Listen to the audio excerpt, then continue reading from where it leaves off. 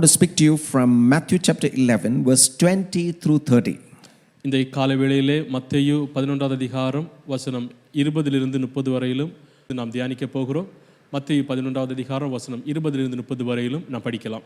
அப்பொழுது தமது பலத்த செய்கைகளில் அதிகமானவைகளை செய்ய கண்ட பட்டணங்கள் மனம் திரும்பாமற் போனபடியினால் அவைகளை அவர் கடிந்து கொள்ளத் தொடங்கினார். கோரசினே உனக்கு ஐயோ, பெத்சாயிதாவே உனக்கு ஐயோ, உங்களில் செய்யப்பட்ட பலத்த செய்கைகள் தீருவிலும் சீதோனிலும் செய்யப்பட்டிருந்ததானால் அப்பொழுதே ரெட்டுடுத்தி சாம்பலில் உட்கார்ந்து மனம் திரும்பி இருப்பார்கள். நியாய தீர்ப்பு நாளிலே உங்களுக்கு நேரிடுகிறதை பார்க்கிலும் தீருவுக்கும் சீதோனுக்கும் நேரிடுகிறது லகுவாய் இருக்கும் என்று உங்களுக்கு சொல்லுகிறேன். வானபரியந்தம் உயர்த்தப்பட்ட கப்பர்நாகுமே, நீ பாதாள பரியந்தம் தாழ்த்தப்படுவாய். உன்னில் செய்யப்பட்ட பலத்த செய்கைகள் சோதோமிலே செய்யப்பட்டிருந்ததானால் அது இந்நாள் வரைக்கும் நிலைத்திருக்கும். நியாய தீர்ப்பு நாளிலே உனக்கு நேரிடுவதை பார்க்கிலும் சோதோம் நாட்டிற்கு நேரிடுவது லகுவாய் இருக்கும் என்று உங்களுக்கு சொல்லுகிறேன் என்றார். அந்த சமயத்திலே இயேசு சொன்னதாவது, பிதாவே, வானத்துக்கும் பூமிக்கும் ஆண்டவரே, இவைகளை ஞானிகளுக்கும் கல்விமான்களுக்கும் மறைத்து பாலகருக்கு வெளிப்படுத்தினபடியால் உம்மை ஸ்தோத்தரிக்கிறேன். ஆம் பிதாவே, இப்படி செய்வது உம்முடைய திருவளத்துக்கு பிரியமாயிருந்தது. சகலமும் என் பிதாவினால் எனக்கு ஒப்பு கொடுக்கப்பட்டிருக்கிறது. பிதா தவிர வேறொருவனும் குமாரனை அறியான், குமாரன் எவனுக்கு அவரை வெளிப்படுத்த சித்தமாய் இருக்கிறாரோ அவனும் தவிர வேறொருவனுக்கும் பிதாவை அறியான். வருத்தப்பட்டு பாரம் சுமக்கிறவர்களே, நீங்கள் எல்லாரும் என்னிடத்தில் வாருங்கள், நான் உங்களுக்கு இளைப்பாறுதல் தருவேன். நான் சாந்தமும் மனத்தாழ்மையுமாயிருக்கிறேன். என் நுகத்தை உங்கள் மேல் ஏற்றுக்கொண்டு என்னிடத்தில் கற்றுக்கொள்ளுங்கள், அப்பொழுது உங்கள் ஆத்துமாவுக்கு இளைப்பாறுதல் கிடைக்கும். என் நுகம் மெதுவாயும் என் சுமை லகுவாயும் இருக்கிறது என்றார். Jesus says, "Come to me, all who are weak and weary and burdened, and I will give you rest." இயேசு சொல்லுகிறார், வருத்தப்பட்டு பாரம் சுமக்கிறவர்களை நீங்கள் எல்லாரும் என்னிடத்தில் வாருங்கள், நான் உங்களுக்கு இளைப்பாறுதல் தருவேன். This is not necessarily physical rest, but in a world that when we are so tired and when we are so mentally weary, Jesus comes and gives us rest. In that verse it says, rest for your souls. சரீரப்பிரகாரமான இளைப்பாறுதல் தேவைப்படுகிறதாக மாத்திரமல்ல, இந்த உலகத்திலே அநேக விதமான பாரம் சுமந்து இருக்கிறதா நமக்கு ஆத்துமா இளைப்பாறுதலை பற்றி இயேசு இங்கே சொல்லுகிறார். Even when we are going through the third wave of this pandemic, we can have rest in the presence of God. இந்த கொரோனா மூலமாக மூன்றாவது அலையிலே கடந்து சென்று இருக்கிறதா நமக்கு தேவனுடையதான பிரசன்னத்திலே ஒரு இளைப்பாறுதலை நாம் பெற்றுக்கொள்ள முடியும். Now to understand this rest, we need to find the context of Matthew chapter 11. இந்த இளைப்பாறுதலை பற்றி நாம் அறிந்து கொள்ளுகிறதற்கு மத்தேயு 11வது அதிகாரத்தினுடையதான பின்னணியத்தை நாம் தெரிந்து கொள்ள வேண்டும். Matthew has been presenting Jesus as a Messiah, and in chapter 4 he has inaugurated the kingdom of God. மத்தேயு 4வது அதிகாரத்திலே மத்தேயு இயேசு கிறிஸ்துவை ஒரு மேசியாவாக கண்டுகொண்டு இயேசு கிறிஸ்துவை 4வது அதிகாரத்திலே அவர் மேசியாவாக அடையாளம் காட்டுகிறார். And in chapter 5 to 7 he comes with a passage of Jesus speaking on the Sermon on the Mount on how you are to live out your life in the kingdom of God.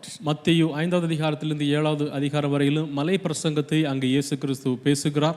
அதிலே ஒரு கிறிஸ்தவனாகிய ஒரு மனிதன் எவ்வாறாக ஜீவிக்க வேண்டும் என்கிறதையும் பற்றி அவர் சொல்லுகிறார். And in Matthew 8 and 9 you have the amazing healing stories and the deliverance stories of Jesus. Praise God for what he does and what he can do today. மத்தேயு 8வது அதிகாரமும் 9வது அதிகாரத்திலும் இயேசு கிறிஸ்து செய்ததான அநேக விதமான அற்புதமான அதிசயமான காரியங்கள் அங்கே விவரிக்கப்பட்டிருக்கிறது. இயேசு கிறிஸ்து என்ன விதமான அற்புதங்களை செய்ய முடியும் என்கிறதை புரிந்து கொள்ளலாம். And Matthew chapter 10, Jesus sends out his 12 to witness about the kingdom. He wants this kingdom message to go to the surrounding regions, and he sends out his 12 disciples. இயேசு கிறிஸ்து தன்னுடையதான சுவிசேஷம் இந்த சுற்றி இருக்கிறதான தேசம் முழுவதும் பரப்பப்பட வேண்டும் என்பதற்காக தன்னுடைய சீஷர்களை அவர் ஊழியத்திற்கு என்று அவர் அனுப்புகிறார். அதை தான் மத்தேயு 10வது அதிகாரம் எடுத்துரைக்கிறது. But when you come to Matthew chapter 11, we can find that even though people are receiving and accepting the kingdom of God, there are people who are doubting whether Jesus is truly the Messiah. மத்தேயு 11வது அதிகாரத்திலே அநேக ஜனங்கள் இயேசு கிறிஸ்துவை ஏற்றுக்கொள்ளுகிறார்கள். ஆனால் அதே நேரத்திலே நாம் இதிலே காண முடியும் அநேகம் பேர் அவரை அவிசுவாசிக்கிறவர்களாகவும் காணப்படுகிறார்கள். Now people are doubting the kingdom of God and people are protesting and there is violence against the Jesus movement. இயேசு கிறிஸ்துவை பற்றியதான அநேக விதமான எதிர்ப்புகளும் இயேசு கிறிஸ்துவின் ராஜ்யத்தை அவிசுவாசிக்கிறதான ஜனங்களுமாக காணப்படுகிறார்கள். So in Matthew chapter 11 verse 2 to 19 you have the unbelief of John the Baptist. மத்தேயு 11வது அதிகாரம் வசனம் 2 முதல் 19வது வசனம் வரையிலும் யோவான் ஸ்நாபகனுடையதான அவிசுவாசத்தை நாம் அதிலே பார்க்க முடியும். John came as the forerunner of Jesus. யோவான் இயேசுவை முன்னறிவிக்கும்படியாக ஒரு வழிகாட்டியாக கடந்து வந்தார். He preached and proclaimed and showed people to Jesus who is the Lamb of God. ஆட்டுக்குட்டியானவராகிய இந்த இயேசு கிறிஸ்துவை பற்றி பேசியும் பிரசங்கித்தவருமாக யோவான் காணப்பட்டார். He was an amazing man, an upright man. அவர் ஒரு நீதிமான், ஒரு நல்ல ஒரு மனிதன். But where is John now? ஆனால் இப்போது யோவான் எங்கே இருக்கிறார்? John is rotting in prison. அவர் இப்போது சிறைச்சாலையிலே காணப்படுகிறார். Just because he spoke to Herod Antipas against his adulterous marriage with Herodias, his brother's wife, and Herod Antipas has put him in prison. ஏரோது தன்னுடையதான சகோதரனுடையதான மனைவியிடத்திலே காணப்பட்டதான அந்த விபச்சாரத்தின் நிமித்தமாக யோவான் அங்கே சுட்டி காட்டுகிறார். அதன் நிமித்தமாக இப்போது ஏரோதின் மூலம் சிறைச்சாலையில் அடைக்கப்படுகிறார் யோவான். John is following Jesus. யோவான் இயேசுவை பின்தொடர்கிறார். And he is doing the right things. அவர் நல்ல காரியங்களை செய்கிறார். But where is John now? ஆனால் இப்போது யோவான் எங்க இருக்கிறார்? He is in the prison.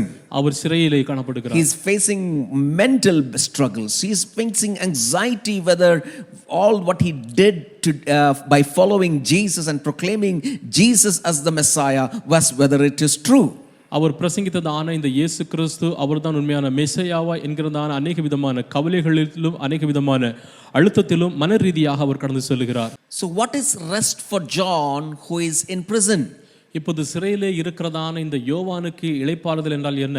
So what is rest for the people who are suffering in the world today even after following Jesus Christ? இயேசு கிறிஸ்துவை பின்பற்றினதற்கு அப்புறமாக இந்த உலகத்திலே பாடுகள் வழியாக கடந்து சென்று கொண்டிருக்கிறதான ஜனங்களுக்கு இளைப்பாறுதல் என்றால் என்ன? We find rest that Jesus offers in this passage. இந்த பகுதியிலே இயேசு கிறிஸ்து அளிக்கிறதான அந்த இளைப்பாறுதலை நாம் பார்க்க முடியும். And then we can find in Matthew chapter 11 verse 20 to 24 unbelief of the people around the town Jesus was ministering in.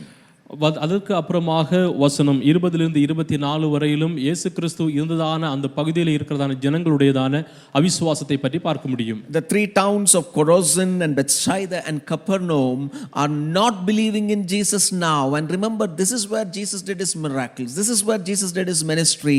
And people were wow. And now people are rejecting Jesus.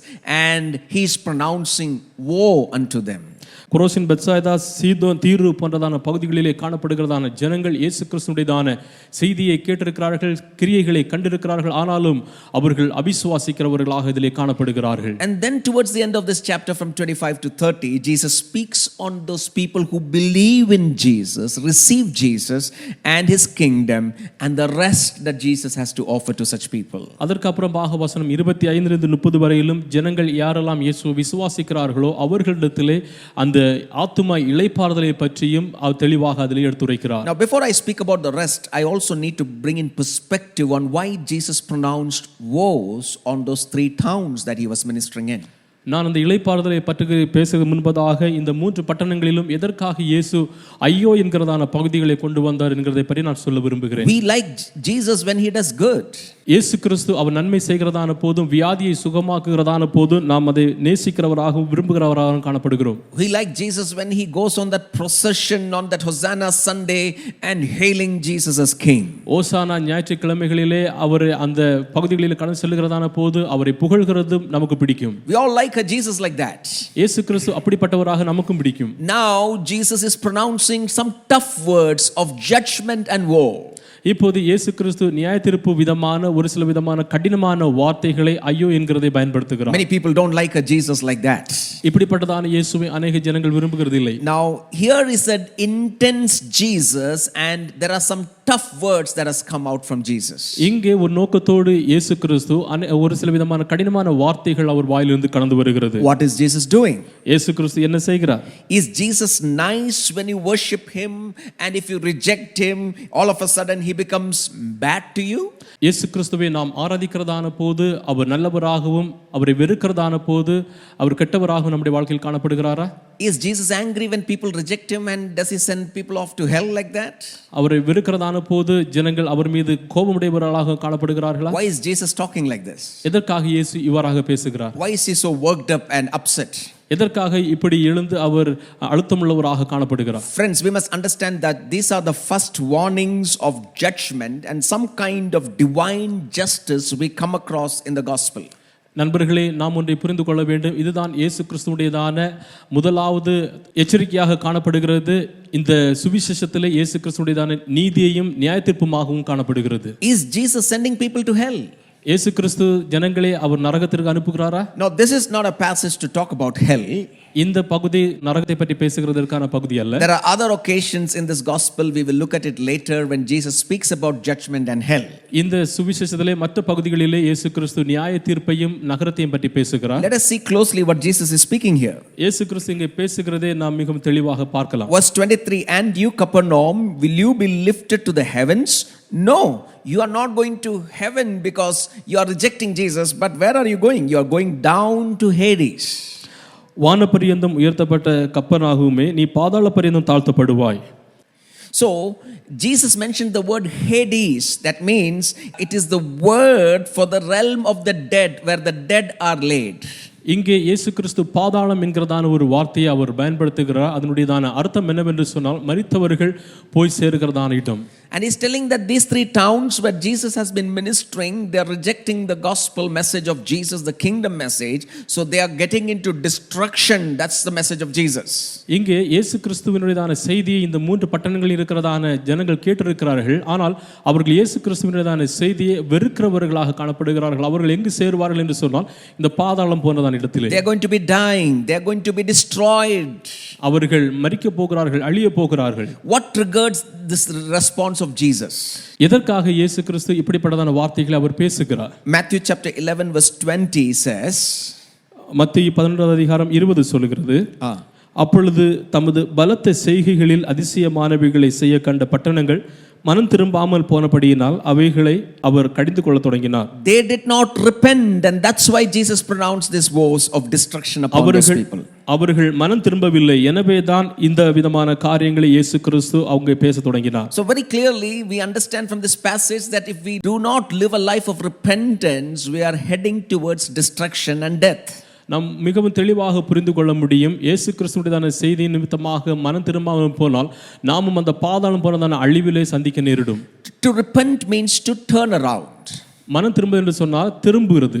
You were going in one direction and now you are told by Jesus that that direction leads to Hades, destruction, death and decay.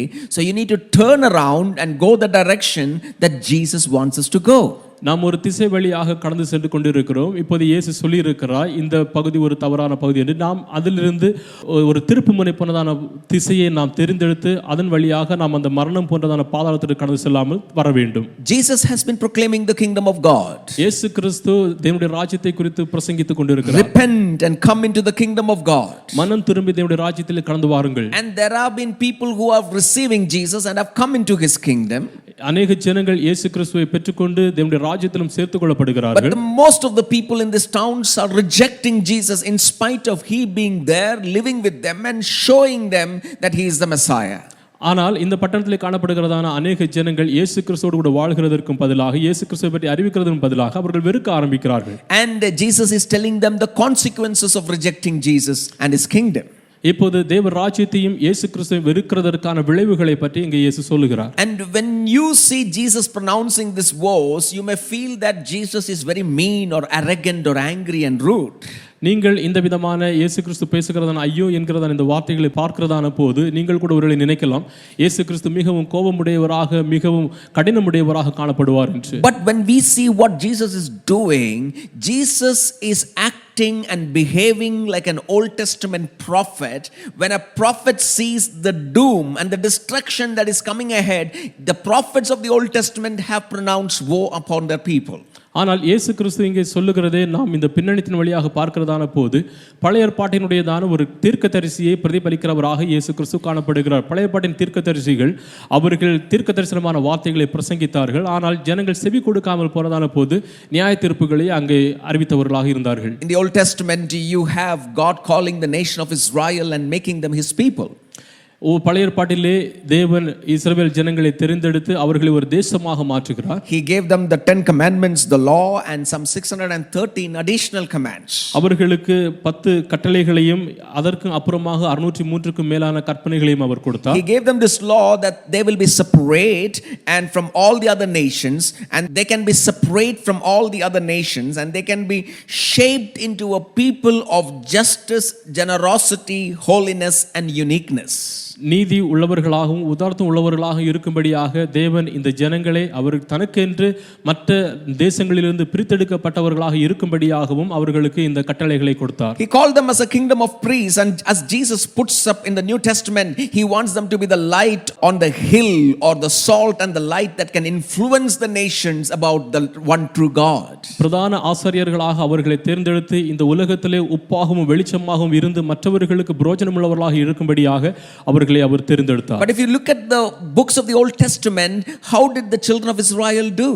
ஆனால் இந்த பழைய ஏற்பாட்டினுடையதான புத்தகங்களை பார்க்கிறதான போது இஸ்ரவேல் ஜனங்கள் எப்படி எதை செய்தார்கள்? They did very poorly. அவர்கள் மிகவும் குறைவான காரியங்களிலே செய்தவர்களாக இருந்தார்கள். They went away from God's calling in spite of God giving them the promised land. தேவன் அவர்களுக்கு வாக்குத்தத்தம் பண்ணப்பட்டதான அந்த தேசத்தை கொடுக்கிறதற்கு अनेक விதமான வழிகளில் தேவனை விட்டு விலகினவர்களாக இருந்தார்கள். And God raised up prophets, some 15 books in the Old Testament are these prophets coming and calling Israel to repent and come to God. அதற்கு அப்புறமாக தேவன் தீர்க்கதரிசிகளை எழுப்பினார். பழைய ஏற்பாட்டிலே 15க்கும் அதிகமான தீர்க்கதரிசிகள் எழும்பி இவர்களுக்காக பேசினார்கள். The role of the prophets is to warn them and to correct them and to bring them back into Yahweh's ways. இந்த தீர்க்கதரிசிகளுடையதான செயல்பாடுகள் எப்படி என்று சொன்னால் அவர்களுக்காக எச்சரித்து அவர்களை யெகோவா தேவனிடத்திலே மறுபடியும் கொண்டு வரும்படியாக இருந்தது. And if you go to the book of Isaiah, the major part of his writings is to repent and to turn their ways to God's ways. ஆனால் ஏசாயா எழுதினதான தீர்க்கதரிசி புத்தகத்தின் நேராக நான் வருகிறதான போது அங்கே அவர்களை எல்லா விதமான துன்மார்க்கத்தனத்திலிருந்து திருப்பி தேவனுடையதான வழிகளை கொண்டு வரும்படியாக காணப்பட்டது. Isaiah was a friend to the kings of Israel, and he saw that these kings are copying the Babylonian then superpower, and they are trying to bring in their kind of administration and their kind of thing into the land of Israel, and Isaiah is asking them not to do that and repent from the wrong ways. अनेक ராஜாக்களுக்கு ஏசாயா ஒரு நண்பராக காணப்பட்டார். மற்ற ராஜாக்கள் பாபிலோனிய ராஜாக்களோடு கூட கூட்டு சேர்ந்து தவறான காரியங்களிலும் துன்மார்க்கத்தனங்களிலும் அவர்கள் காணப்படுகிறதன் காரணமாக ஏசாயா அவர்களுக்கு இந்த விதமாக காரியங்களை செய்யக்கூடாது என்று अनेक விதங்களில் எச்சரித்தார். But at a certain point Isaiah realizes that most people are not listening to him, and the leaders of Israel are rejecting his message. ஆனால் ஒரு பகுதியிலே அவர் அறிந்து கொண்டார் ஜனங்கள் அவருடையதான செய்தியை ஏற்றுக்கொள்ளவில்லை. இஸ்ரவேலிலே காணப்படுகிற ராஜாக்களும் अनेक பேர் அவருடையதான செய்திகளை ஏற்றுக்கொள்ளவில்லை. So Isaiah is proclaiming war on the people of Israel in Isaiah chapter 5. இப்போது ஏசாயா 5வது அதிகாரத்திலே இந்த ஜனங்களுக்கு எதிராக ஐயோ என்கிறதான பதமான வார்த்தைகளை பயன்படுத்துகிறார். Isaiah chapter 5 verse 11 and 18 to 23, 5 verse 20, woe to those who call evil good and good evil. ஏசாயா 5வது அதிகாரம் வசனம் 18லிருந்து 23 வரை நாம் படிக்கிறதான போது அங்கே தீமை செய்கிறவர்களுக்கு ஐயோ என்கிறதான பதங்களை அவர் பேசுகிறார். Woe is a term in Hebrew for extreme grief and lament and intense pain and concern. ஐயோ என்கிறதான வார்த்தை மிகவும் கொடூரமான புலம்புகிறதான துக்கம் நிறைந்ததான ஒரு பதமாக அது காணப்படுகிறது. Isaiah is pronouncing woe to Israel and its leaders who are not listening God's word of repentance. தேவனுடையதான வார்த்தையை கீழ்ப்படியாத தலைவர்களுக்கும் அவர்கள் மனம் திரும்பாமல் இருக்கிறதான தலைவர்களுக்குமாக ஏசாயா எடுத்துரைக்கிறதான வார்த்தைகள் தான். And Isaiah sees the evil that is coming, the woe that is coming because of their wicked ways. இந்த துன்மார்க்கத்தனத்தின் மூலமாக வரப்போகிறதான அந்த நீதி இல்லாத ஐயோ என்கிறதான காரியங்களை ஏசாயா பார்க்கும்போது what does Isaiah say? ஏசாயா என்ன சொல்லுகிறார்? Verse 13 he says, வசனம் 13லே ஏசாயா சொல்லுகிறார், என் ஜனங்கள் அறிவில்லாமையினால் சிறைப்பட்டு போகிறார்கள், அவர்களில் கனமுள்ளவர்கள் பட்டினியினால் தோய்ந்து போகிறார்கள், அவர்களுடைய திரளான கூட்டத்தார் தாகத்தால் நாவறண்டு போகிறார்கள். God is telling through Isaiah that these people are going to get into exile. இந்த ஜனங்கள் அவர்கள் மற்ற நாடுகளுக்குள்ளதாக கைப்பற்றப்படுவார்கள் The என்று. woe is that they are getting into exile. அந்த ஐயோ என்கிறதான வார்த்தை மற்ற நாடுகளிலே இவர்கள் கைதிகளாக கைப்பற்றப்பட What போகிறார்கள். does that exile mean?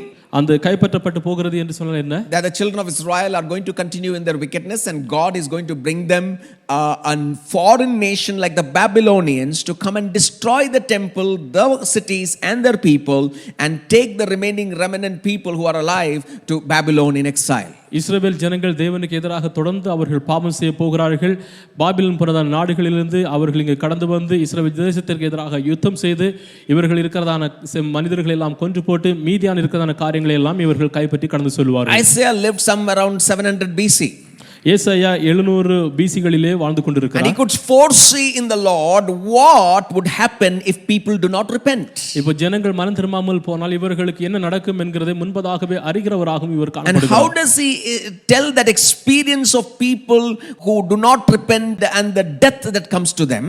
இப்போது தேவனுடைய வார்த்தைக்கு கீழ்ப்படியாத ஜனங்களுக்கு என்ன நடக்கும், அவர்களுக்கு மரணம் வருகிறதான காரியங்களை இங்கே அவர் In சொல்லுகிறார். verse 14 Isaiah says, 14வது வசனத்திலே ஏசாயா சொல்லுகிறார், அது நிமித்தம் பாதாளம் தன்னை விரிவாக்கி தன் வாயை ஆவென்று மட்டில்லாமல் திறந்து அவர்கள் மகிமையும் அவர்கள் திரள் கூட்டமும் அவர்கள் ஆடம்பரமும் அவர்கள் களி கூறுகிறவர்களும் அதற்குள் இறங்கி போவார்கள். Oh, Isaiah is telling that if you do not repent and you don't turn to the ways of Yahweh, you will go into exile.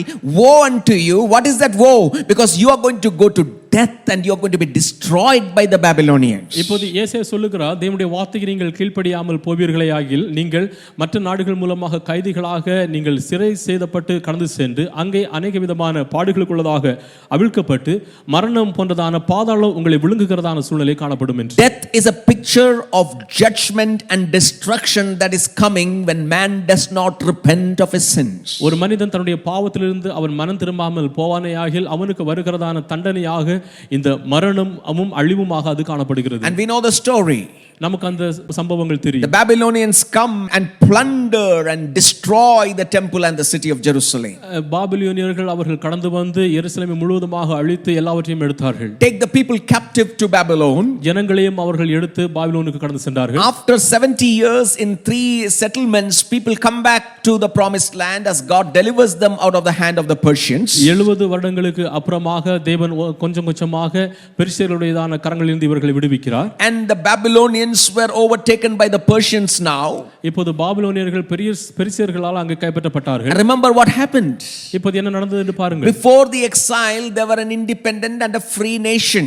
கைதிகளாக காணப்படும் முன்பதாக அவர்கள் ஒரு தனிப்பட்ட நாடாகவும் சுதந்திர நாடாகவும் காணப்பட்டார்கள். But from now to the rest of Israel's history, ஆனால் இப்போதிலிருந்து இன்னும் வருகிறதான காலம் இஸ்ரவேலுடையதான வரலாற்றில் Israel will have to run under the thumb of the mighty nations from the east. இவர்கள் இப்போது வாக்குத்தத்தம் பண்ணப்பட்டதான தேசத்திற்கு வந்தார்களும் அவர்களுடையதான கடைசி வரையிலும் இந்த ராஜ்யத்திற்கு ஒரு அடிமை உள்ளவர்களாக ஒரு ஜனங்களாக தான் இவர்கள் காணப்பட வேண்டும். After the Babylonians come the Persians. பாபிலோனியர்களுக்கு அப்புறமாக பெர்சியர்கள் கடந்து Then வருகிறார்கள். the Greeks come. அதற்கு அப்புறமாக கிரேக்கர்கள் கடந்து Then the வருகிறார்கள். Egyptians come. அதற்கு அப்புறமாக எகிப்தியர்கள் கடந்து And வருகிறார்கள். Syrians come. அதற்கு அப்புறமாக சிரியர்கள் In வருகிறார்கள். the intertestament period, there are so many people who is ruling actually over Israel. இந்த விதமான காலகட்டத்திலே अनेक விதமான ஜனங்கள் இஸ்ரவேலை ஆளுகிறவர்களாக And காணப்படுகிறார்கள். about 40 years before the birth of Christ, the Romans take over the major rule of the Middle East. இயேசு கிறிஸ்துவுக்கு பிறப்புக்கு முன்பதாக ரோமானியர்கள் அதை எடுத்துக்கொண்டவர்களாக So காணப்பட்டார்கள். when Jesus is born, the Romans are ruling over the nation. இயேசு கிறிஸ்து பிறந்ததான போது ரோமர்கள் இந்த ராஜ்யத்தை ஆளுகிறவர்களாக இருந்தார்கள். And that is the story in which Jesus grew up. அந்த விதமான ஒரு சம்பவங்களிலே தான் இயேசு கிறிஸ்து இங்கே வளர்ந்தவராக இருக்கிறார். And there were different responses by Israel to the Roman soldiers. இப்போது ரோமருடையதான சேனாதிபதிகளுக்கு வித்தியாசமான பொறுப்புகள் அங்கே காணப்பட்டது. Some Israelites said that you cope up with them, you partner with them, and in the process I can make money and you can make money. சில இஸ்ரவேலர்கள் சொன்னார்கள், நீங்கள் அவர்களோடு கூட இணைந்திருங்கள், ஒன்றுபட்டிருங்கள், அந்த விதமான காலங்களிலே தான் நாங்கள் செழிப்படையவும் நாங்கள் ஐஸ்வர்யவான்களாக முடியும் என்று. But the kingdom told such people when Jesus told them to repent, Jesus was telling them that you don't align with the ways of the world, and so that you can gain from the world. ஆனால் இயேசு சொல்லுகிறார், நீங்கள் அந்த விதமான உலக பிரகாரமான காரியங்களை நீங்கள் ஒன்றிணைந்து நீங்கள் கடந்து செல்ல வேண்டாம், உலக பிரகாரமான காரியங்கள் கடந்து செல்ல வேண்டாம், நீங்கள் மனம் திரும்புங்கள் என்று. He spoke repentance to one such person like Matthew the tax collector. அந்த விதமான ஜனங்கள் ஆயக்காரனாகிய மத்தேயுவை போன்றதான ஜனங்கள் அவர்கள் மனம் திரும்ப வேண்டும் என்று அவர் சொன்னார். And Matthew, from such a lifestyle, responded and repented and left his tax collector's booth and he followed Jesus. அந்த விதமான ஒரு காரியத்திலிருந்து மத்தேயு அங்கே பதிலளிக்க வண்ணமாக அவருடைய ஆயக்கார தொழிலை விட்டுவிட்டு மனம் திரும்பி இயேசுவிடத்திலே கடந்து வந்தார். And then there were the militant rebels of Jewish people who wanted a revolution, and he wanted the blood of the Roman soldiers. They are called as the zealots in the Bible. அதற்கு அப்புறமாக இந்த ஜெலட்ஸ் என்று சொல்லுகிறதான இந்த ஜனங்கள், யூத ஜனங்கள், இவர்கள் ரோமானியர்களோடு கூட அவர்கள் கலகம் பண்ணுகிறவர்களாக ஒரு மிகப்பெரியதான புரட்சி ஏற்பட வேண்டும் என்று அவர்கள் விரும்பினார்கள். And Jesus proclaimed the kingdom to such people. அந்த விதமான ஜனங்களுக்கு தேவ ராஜ்யத்தை குறித்து இயேசு சொல்லுகிறார். And one person came in the inner circle of Jesus. ஒரு மனிதன் இயேசு கிறிஸ்துவின் உள் வட்டாரத்திலே கடந்து வந்தார். His name is Simon the Zealot. அதிலிருந்து வந்ததான ஒரு மனிதன் தான் கானானாகிய சீமோன். So what Jesus is doing here is he is offering the people the kingdom of God. ஆனால் இயேசு கிறிஸ்து இங்கே என்ன செய்கிறார் என்று சொன்னால் ஜனங்களுக்கு தேவனுடைய ராஜ்யத்தை அங்கே பகிர்கிறவராக இருக்கிறார். Can you imagine during Jesus time the Romans would come and the soldiers would march through the towns and destroy and burn and fire and misbehave with the women and kill some people who rose against them, and what would be the normal response towards by the Jewish people towards the Romans? இப்போது ஒரு சில காரியங்கள் நீங்கள் சிந்தித்து பாருங்கள். இயேசு கிறிஸ்துவின் அந்த காலகட்டத்திலே ரோமானியர்கள் கடந்து வந்து பெண்களோடு தவறான வழிகளில் காணப்படுகிறதும் எரிக்கிறதும் கலகம் பண்ணுகிறதுமான இருக்கிறது. அந்த காலகட்டத்திலே யூதர்களுடையதான மனநிலை எப்படி இருந்திருக்கும்? What would be our response? நம்முடையதான பொறுப்பு எப்படி இருக்கும்? People would be angry, people would be revengeful. ஜனங்கள் அவர்கள் கோபம் நிறைந்தவர்களாகவும் பழி வாங்குகிறவர்களாகவும் இருப்பார்கள். You want to go and kill them. அவர்கள் கடந்து சென்று அவர்களை கொலை செய்ய வேண்டும் என்று நினைப்பார்கள். And that's where Jesus comes with a kingdom teaching, and he's teaching the Sermon on the Mount. எனவே தான் இயேசு கிறிஸ்து கடந்து வந்து தேவனுடையதான ராஜ்யத்தை குறித்து அவர் அங்கே பிரசங்கித்து மலை பிரசங்கத்தை அங்கே ஏறெடுக்கிறார். He talked about not taking revenge, not retaliating, and not giving evil back with evil, and loving the enemies. தீமைக்கு தீமை செய்யாமல் பழி வாங்குதல் செய்யாமல் உங்களுடைய சத்துருக்களை சிநேகிக்க வேண்டும் என்கிறதான உபதேசங்களை இயேசு சொன்னார். And Jesus is coming and giving us a new way in the kingdom of God. And he's telling, if people are oppressing you, love your enemies. Let's call for a prayer meeting. Let us pray for them. And he is giving them a new life of repentance. இப்போது இவர்களுக்கு ஒரு புதிய விதமான காரியங்களை அவர் இயேசு கிறிஸ்து சொல்லுகிறவராக காணப்படுகிறார். உங்களுடைய சத்துருக்களை சிநேகியுங்கள், உங்களுக்கு எதிராக வருகிறவர்களுக்காக நீங்கள் கூடி சேர்ந்து அவர்களுக்காக ஜெபம் பண்ணுங்கள் என்கிறதான காரியங்களை சொல்லுகிறார். So to come into the kingdom of God and to come under the lordship of Jesus is to turn our ways in which we naturally respond, and to turn our ways on how the kingdom of God, the scripture wants us to respond. எனவே தேவனுடைய ராஜ்யத்திலே கடந்து வர வேண்டும் என்று சொன்னால் நாம் வாழ்ந்து கொண்டிருக்கிறதான அந்த துன்மார்க்க தனத்திலிருந்து நாம் திரும்பி மனம் திரும்பி தேவனுடைய ராஜ்யத்துக்கு ஏற்றதான செயல்களிலே கடந்து வர வேண்டும். And the towns around Galilee were the recruiting towns for the rebellious militant organization called the Zealots against the Romans. இப்போது இங்கே கலிலேயாவிலே சுற்றிலும் காணப்படுகிறதான இந்த பட்டணங்கள் தேவனுக்கு எதிராக அவர்கள் கலகம் பண்ணுகிறதான ஜனங்களாக அவர்கள் காணப்படுகிறார்கள். And Jesus is telling them, this is not how you respond in the kingdom of God. ஆனா இயேசு சொல்லுகிறார், தேவனுடைய ராஜ்யத்தில் நீங்கள் இப்படிப்பட்டதான பதில்களை செய்யக்கூடாது. This is not how you behave as Israel. நீங்கள் இஸ்ரவேலர்களாக இப்படிப்பட்டதான பழக்கங்களை செய்யக்கூடாது. Repent. நீங்கள் மனம் திரும்புங்கள். Turn your ways. உங்களுடையதான பாதையிலிருந்து நீங்கள் திரும்புங்கள். Don't do things like the world does. இந்த உலகம் செய்கிறதை போன்ற செயல்களை செய்யாதிருங்கள். Take my teachings and follow that principle. என்னுடையதான உபதேசங்களை எடுத்துக்கொண்டு என்னை பின்பற்றுங்கள். And Jesus can foresee, like prophet Isaiah, that if these people do their things like in the natural instinct of revenge and life like that, they are heading into death and destruction. இப்போது இயேசு கிறிஸ்து ஏசாயா போனதான வருகிறதான காரியங்களை அவர் பார்த்து இந்த ஜனங்கள் இப்படியே துன்மார்க்க விதமான செய்கிறதான காரியங்களை செய்கிறார்கள் என்று சொன்னால் அவர்கள் நியாய தீர்ப்புக்குள்ளாகுவார்கள். Isaiah could foresee the destruction. அங்க வர இருந்ததான அந்த அழிவை பற்றி ஏசாயாவால் பார்க்க முடிந்தது. And Jesus can foresee the destruction if people are behaving in the carnal way, in the natural way.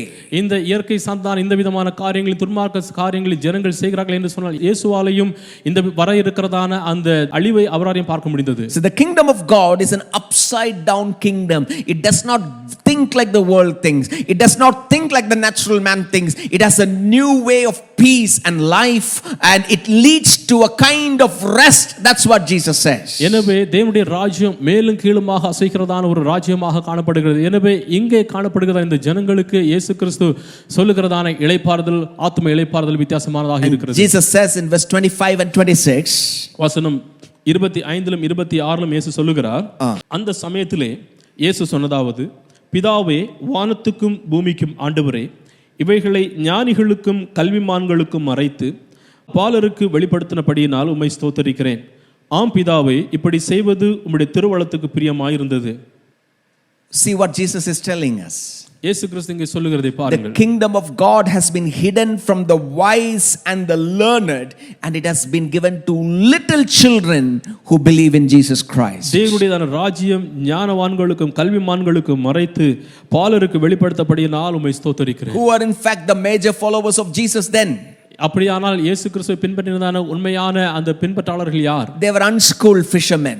அவர்கள் படிப்பறிவில்லாத மீனவர்கள். They were the poor people. அவர்கள் ஏழையவர்கள். Of course there were some rich and influential who became like children and entered the kingdom of God. உண்மையாகவே அங்கே ஐஸ்வரியவான்களும் சில விதமான வளவான்களும் காணப்பட்டார்கள் தேவனுடைய ராஜ்யத்தில் பிரவேசிக்க. But unless we become like a little children, innocent, and receive the words of Jesus and repent, the kingdom of God cannot come to us. ஆனால் நாம் சிறு குழந்தைகளைப் போல நம்மை தாழ்த்தி சிறு குழந்தைகளுடைய இருதயத்தைப் போல நம்ம ஆக்காவிட்டால் தேவனுடைய ராஜ்யத்தில் பிரவேசிக்க முடியாது. And in verse 27 Jesus says, வசனம் 27லே இயேசு சொன்னார், all things have been committed to me by my Father.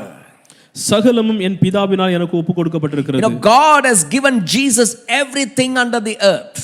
இயேசு கிறிஸ்துவுக்கு பிதாவானவர் இந்த உலகத்திலே காணப்படுகிற எல்லாவற்றையும் அவர் கொடுத்தவராக இருக்கிறார். For God so loved the world that he gave his only begotten son, the Bible says. வேதம் சொல்லுகிறது, தேவன் தன்னுடைய ஒரே பேரான குமாரனை அவர் நேசித்தார். And in John chapter 3 verse 35, the Father loves the Son and has placed everything in his hands. யோவான் 3வது அதிகாரம் 35வது வசனத்திலே பிதாவானவர் குமாரனில் அன்பாயிருந்து எல்லாவற்றையும் அவர் கையில் ஒப்பு கொடுத்தார். So Jesus owns everything. இயேசு கிறிஸ்து எல்லாவற்றுக்கும் சொந்தக்காரராக இருக்கிறார். And here Jesus says in Matthew 11 that all things have been committed to me by my Father. இங்கே மத்தேயு 11வது அதிகாரம் 27வது வசனத்திலே சொல்லுகிறார், சகலமும் என் பிதாவினால் எனக்கு ஒப்பு கொடுக்கப்பட்டிருக்கிறது. All authority, எல்லா அதிகாரமும், all dominion, all inheritance of heavens and earth belong to Jesus. பரலோகத்திலே காணப்படுகிறதான எல்லா விதமான ஆளுகைகளும் எல்லா விதமான சொந்த கிரியைகளும் அவருக்கே சொந்தமானது. And he is willing to give us his riches, eternal riches for those who believe in him. நித்தியமான அந்த ஐஸ்வரியத்தை அவருடைய பிள்ளைகளுக்கு கொடுக்க விரும்புகிறார். Read verse 27 once again. வசனம் 27 மறுபடியும் படிக்கலாம். சகலமும் என் பிதாவினால் எனக்கு ஒப்பு கொடுக்கப்பட்டிருக்கிறது. பிதா தவிர வேறொருவனும் குமாரனை அறியான். குமாரனும் குமாரன் எவனுக்கு அவரை வெளிப்படுத்த சித்தமாய் இருக்கிறாரோ அவனும் தவிர வேறொருவனும் பிதாவை அறியான். You know, Jesus reveals God to us. இயேசு கிறிஸ்து தேவனை நமக்கு வெளிப்படுத்துகிறவராக இருக்கிறார். He is not just any other prophet like Isaiah. ஏசாயாவோ அல்லது மற்ற விதமான தீர்க்கதரிசிகளைப் போல இவர் அல்ல. He is the very embodiment of God. ஆனால் அவர் தேவனுடையதான சாயலாக காணப்படுகிறார். He is the God of Israel become human for us. இஸ்ரவேலுடையதான தேவன் மனுஷ ரூபம் எடுத்திருக்கிறார். And the Father calls him the Son of God. பிதாவானவர் அவரை குமாரன் என்று அழைக்கிறார். So the point is, how do you recognize Jesus for who he is?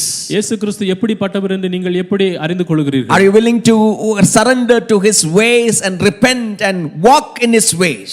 நீங்கள் உங்களுடைய வாழ்க்கையை அவரிடத்திலே ஒப்பு கொடுத்து விட்டு உங்களிடத்தில் அவருக்கு திரும்பி அவருடைய சமூகத்தில் வருகிறதற்கு ஆயத்தமுள்ளவர்களாக இருக்கிறீர்களா? He offers his love to you. அவருடையதான அன்பை உங்களுக்கு He offers his அளிக்கிறார். grace to you. அவருடைய கிருபையை உங்களுக்கு அளிக்கிறார். And Jesus in fact says that if you take his ways and his love and his grace, that way will lead to true rest in your life. இயேசு கிறிஸ்து அங்கே சொல்லுகிற அவருடையதான கிருபையும் இரக்கத்தை நீங்கள் எடுத்துக் கொள்ளுகிறீர்கள் என்று சொன்னால் அவருடையதான இளைப்பாறுதலை அவர் அளிக்கிறவராக இருக்கிறார். If you repent, நீங்கள் மனம் திரும்பினால், if you take the words of Jesus, இயேசு கிறிஸ்துவின் வார்த்தைகளை நீங்கள் எடுத்தால், if you follow the principles of the upside down kingdom, மேல்நிலை இருக்கிறதான அந்த பரலோக ராஜ்யத்தினுடையதான கொள்கைகளை நீங்கள் சுமந்து கொள்கிறீர்கள் you என்று will சொன்னால் truly find rest. நீங்கள் உண்மையாகவே இளைப்பாறுதலை கண்டு Verse கொள்வீர்கள். 28 to 30. வசனம் 28 30 வரையிலும், வருத்தப்பட்டு பாரம் சுமக்கிறவர்களே நீங்கள் எல்லாரும் என்னிடத்தில் வாருங்கள், நான் உங்களுக்கு இளைப்பாறுதல் தருவேன். நான் சாந்தமும் மனத்தாழ்மையுமாயிருக்கிறேன். என் நுகத்தை உங்கள் மேல் ஏற்றுக்கொண்டு என்னிடத்தில் கற்றுக்கொள்ளுங்கள், அப்பொழுது உங்கள் ஆத்துமாவுக்கு இளைப்பாறுதல் கிடைக்கும். என் நுகம் மெதுவாயும் என் சுமை லகுவாயும் இருக்கிறது. Jesus says, come to me. இயேசு சொல்லுகிறார், என்னிடத்தில் வாருங்கள். Who is to come? யார் வர வேண்டும்? All those who are weak and burdened. வருத்தப்பட்டு பாரம் சுமக்கிறவர்கள் வர வேண்டும். It is for everybody, universal call in nature. இது உலக பிரகாரமான அழைப்பாக காணப்படுகிறது. எல்லாரும் கடந்து வரலாம். Only those who are weak and weary and burdened can come to Jesus. வருத்தப்பட்டு பாரம் சுமக்கிறவர்கள் இயேசுவிடத்திலே வரலாம். You acknowledge that you are in a desperate need and there is unrest in this world because of sin and you desperately need Jesus. You can come to him.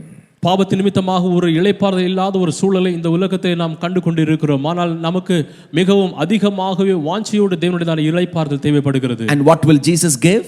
இயேசு என்ன கொடுப்பார்? He will give us rest. அவர் நமக்கு இளைப்பாறுதல் கொடுப்பார். Rest for your souls. நம்முடைய ஆத்துமாவுக்கு இளைப்பாறுதல் கொடுப்பார். It is spiritual rest. ஆவிக்குரிய விதமான ஒரு இளைப்பாறுதல் அது. And spiritual rest comes when you take the right kind of yoke upon you. சரியான ஒரு யுகத்தை நீங்கள் எடுக்கிறதான போது அந்த ஆவிக்குரிய விதமான இளைப்பாறுதல் கடந்து வரும். You know, it's not that you come to Jesus and there is no burdens in your life. நீங்கள் கிறிஸ்துவுக்குள் வருகிறதான போது உங்களுக்கு எந்த பாரமும் இல்லை என்கிறது அல்ல. Yoke is heavy. நுகம் மிகவும் பாரமானது. Yoke is upon an ox's shoulders. நுகம் ஒரு கழுதைகளிடத்திலே காணப்படுகிறதான ஒன்று. So when you come to Jesus, நீங்கள் இயேசுவிடத்திலே வரும்போது, it's not that he takes away all your burden. உங்களுடைய எல்லா பாரத்தையும் அவர் சுமக்கிறார் என்கிறது அல்ல. He will give us his different yoke, a different work for you. ஆனால் அவருடையதான வித்தியாசமான செயல்களையும் வித்தியாசமான நுகத்தையும் அவர் உங்களுக்கு கொடுப்பார். You know, in verse 29 Jesus said, வசனம் 29ல இயேசு சொன்னார், நான் சாந்தமும் மனத்தாழ்மையுமாய் இருக்கிறேன். என் நுகத்தை உங்கள் மேல் ஏற்றுக்கொண்டு என்னிடத்தில் கற்றுக்கொள்ளுங்கள், அப்பொழுது உங்கள் ஆத்துமாக்களுக்கு இளைப்பாறுதல் கிடைக்கும். Verse 30. என் நுகம் மெதுவாயும் என் சுமை லகுவாயும் இருக்கிறது. When you take the yoke of Jesus, it is easy and his burden is light. இயேசு கிறிஸ்துவினுடைய நுகத்தை நீங்கள் எடுத்துக்கொள்கிறீர்கள் என்று சொன்னால் அந்த சுமை உங்களுக்கு லகுவாய் காணப்படுகிறது. It's not that you picture two oxen or two donkeys taking and sharing the load together and you on one side and Jesus on the other side. No. நீங்கள் இரண்டு கழுதைகளையோ அல்லது எருதோ அவர்கள் சுமக்கிறதான அந்த பாரத்தையும் அந்த நுகத்தையும் நீங்கள் சிந்தித்து பார்க்க வேண்டும். அதிலிருந்து இயேசு கிறிஸ்து பாதியான பாரத்தை சுமக்கிறார் என்கிறது அல்ல. It is like a ox wagon where the ox had load in its back, but now the load has been attached to the wagon and the ox is just walking with that weight.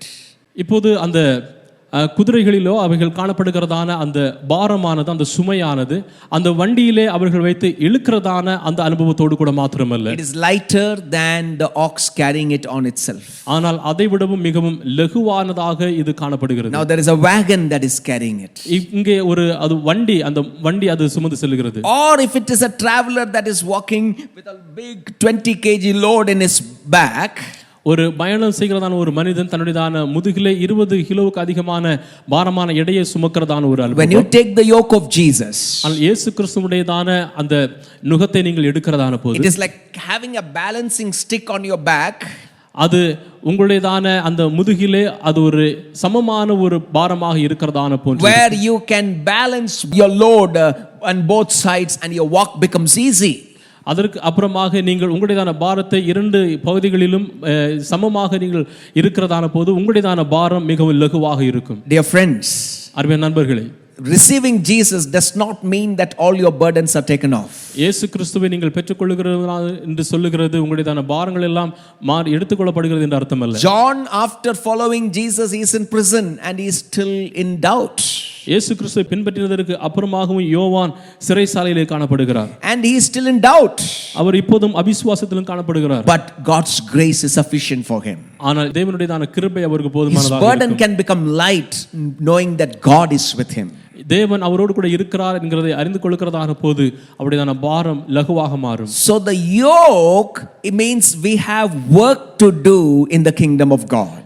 நுகம் என்று சொல்லுகிறதான போது தேவனுடைய ராஜ்யத்திலே நாம் செய்கிறதற்கு என்றும் ஒரு வேலை இருக்கிறது. He gives us the kingdom mantle, kingdom work.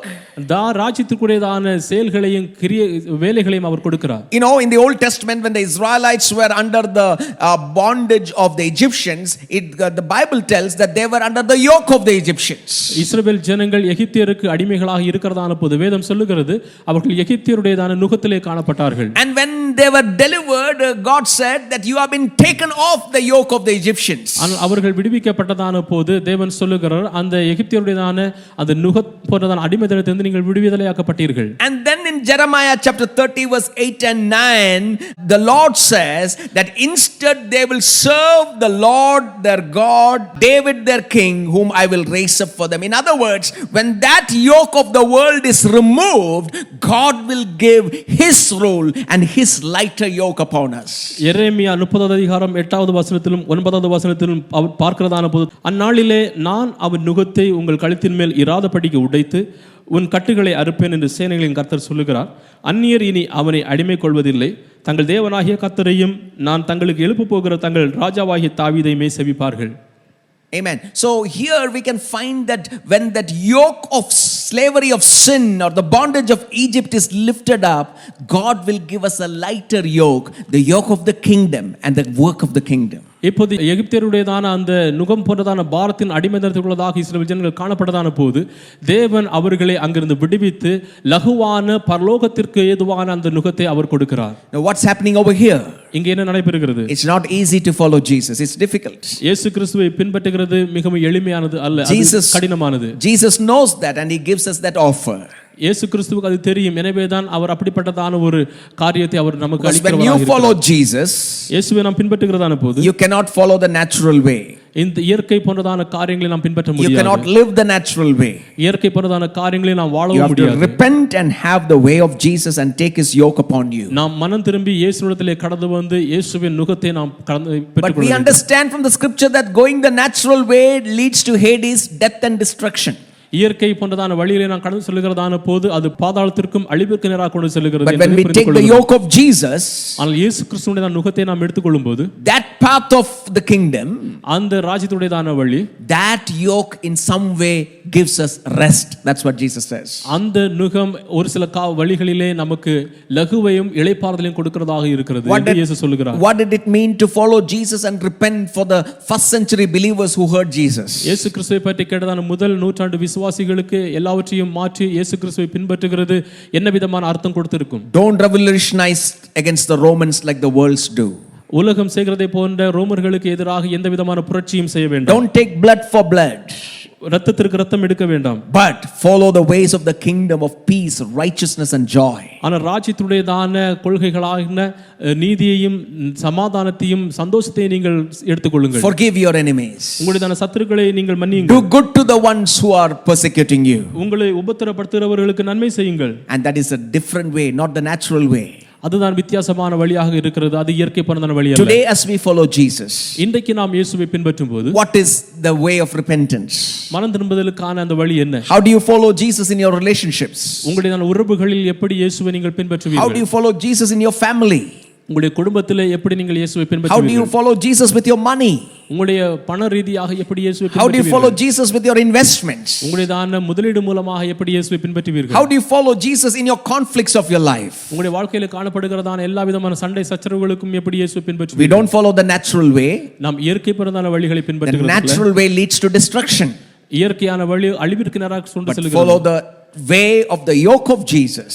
ஆனால் இயேசு கிறிஸ்துவின் நுகத்தின் வழியை நாம் பின்பற்ற வேண்டும். And that will give us rest. அதுதான் நமக்கு இளைப்பாறுதலை கொடுக்கும். How do you know that way? அந்த வழியை எப்படி பெற்றுக்கொள்வீர்கள்? Ask God for wisdom. தேவனிடத்தில் ஞானத்தை கேட்டுக்கொள்ளுங்கள். He will tell you what is the right thing to do. எது நல்லது என்று செய்ய வேண்டும் என்கிறதை பற்றி You do not know what to do in that relationship. அந்த உறவுகளிலே ஒருவேளை உங்களுக்கு என்ன செய்ய வேண்டும் என்று தெரியாமல் You do not know what to do about that case that you are battling with. நீங்கள் கடந்து சென்று கொண்டிருக்கிறதான அந்த கேஸ் மூலமாக என்ன செய்வது என்று தெரியாமல் இருக்கலாம். This word will give you that wisdom. ஆனால் இந்த வார்த்தை உங்களுக்கு ஞானத்தை கொடுக்கும். As you pray you get that wisdom. நீங்கள் ஜெபிக்கிறதான போது நீங்கள் அந்த ஞானத்தை As you fellowship with saints you get that wisdom. நீங்கள் புனிதர்களோடு சகல பரிசுத்தவான்களோடு நீங்கள் ஐக்கியத்தில் ஈடுபடும் போது அந்த ஞானத்தை பெற்றுக்கொள்வீர்கள். And God will give you wisdom to walk in his ways. இந்த வழியிலே நடந்து செல்லுகிறதற்கான ஞானத்தை கர்த்தர் கொடுப்பார். And that way will lead to rest. அந்த வழிதான் உங்களுக்கு இளைப்பாறுதல் வழியாக கடந்து செல்லும். This morning I want to conclude this message. இந்த காலை வேளையிலே இந்த செய்தியை நான் முடிக்க விரும்புகிறேன். Have you been living your life in a carnal way? உங்களுடையதான வாழ்க்கையே ஒரு துன்மார்க்கத்தனமான வழிகளில் நீங்கள் நடக்கிறீர்களா? The worldly way? உலக பிரகாரமான வழிகள்? Jesus is telling, come to me.